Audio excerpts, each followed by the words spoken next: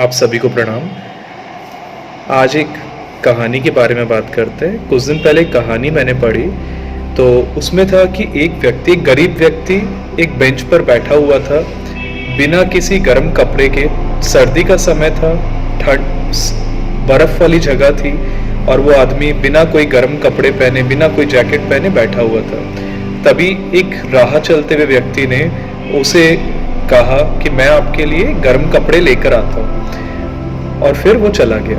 अपने घर जाने के बाद क्या हुआ, काम में वो व्यक्ति ऐसा व्यस्त हो गया कि उसे याद ही नहीं रहा कि उसने ऐसा किसी को वादा किया था कि मैं आपके लिए गर्म कपड़े लेकर आने वाला हूँ। फिर क्या हुआ, अगले दिन जब उसे याद आता है, अरे मैं तो भूल ही गया कि मैंने उन्हें ऐसा कमिटमेंट किया था, मैंने उसे बोला था कि मैं तुम्हारे लिए वो गर्म कपड़े लेकर आ रहा हूँ। वो अगले दिन जब सुबह जाता है उसके पास, उस बेंच पर देखता है वो आदमी मरा हुआ होता है, और उसके पास एक चिट्ठी लिखी रहती है, एक नोट रहता है जिसमें लिखा रहता है, इतने वर्षों मैंने बिना गर्म कपड़े के ये सर्दी निकाल दी, पर ये आश्वासन कि मैं लेकर आ रहा हूँ तो इसने मेरी हिम्मत को तोड़ दिया। अब इस सर्दी को मैं बर्दाश्त नहीं कर पाया।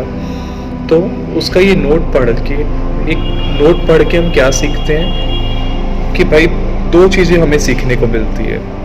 पहली बात, देखिए, जब उस व्यक्ति ने इतने दिन तक वो गर्म कपड़े के रहा कि उसको पता था वो इस सर्दी को झेल सकता है, पर उसे क्योंकि आश्वासन मिला कि उसे गर्म कपड़े कोई ला कर देगा, अब उसकी जो सहन शक्ति थी वो कम हो गई, उस आशा में कि भाई मुझे तो अब गर्म कपड़े मिल जाएंगे।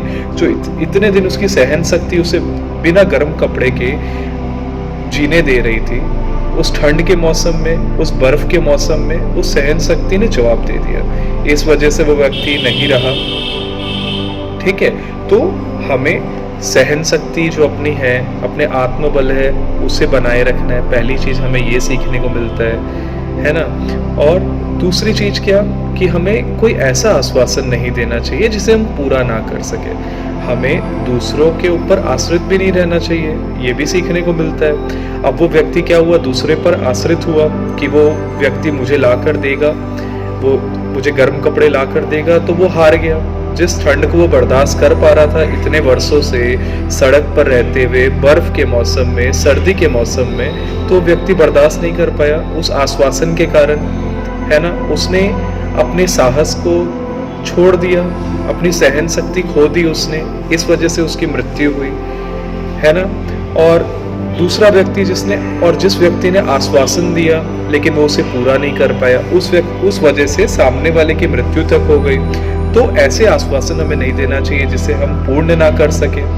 और ऐसा भी तो है ना कि हमारा जो कार्य है, हम उसे अगर समय से पूरा कर लें तो सही रहता है। वहीं हम दूसरों पर आश्रित रहकर अगर हम उसे छोड़ देते हैं तो हम उसे करने में असमर्थ हो जाते हैं। ऐसा काफ़ी बार हमारे जीवन में होता है कि हम कोई काम करने में परिपूर्ण है, हम उस काम को भली भांति कर सकते हैं, पर किसी व्यक्ति ने अगर हमें कह दिया, या हम दूसरों पर आश्रित हो जाते हैं कि वह व्यक्ति आएगा वो काम कर देगा, और काफ़ी बार जब वो व्यक्ति नहीं आ पाता या वो व्यक्ति नहीं कर पाता, हम अपने समय को भी खो देते हैं, और जो काम हम कर सकते थे उसकी हम सहन शक्ति भी खो देते हैं, और अपने ऊपर जो हम स्वयं के ऊपर आश्रित रहकर कार्य करते थे उस क्षमता को भी हम खो देते हैं। तो हमें क्या करना चाहिए, दूसरों पर आश्रित नहीं होना चाहिए।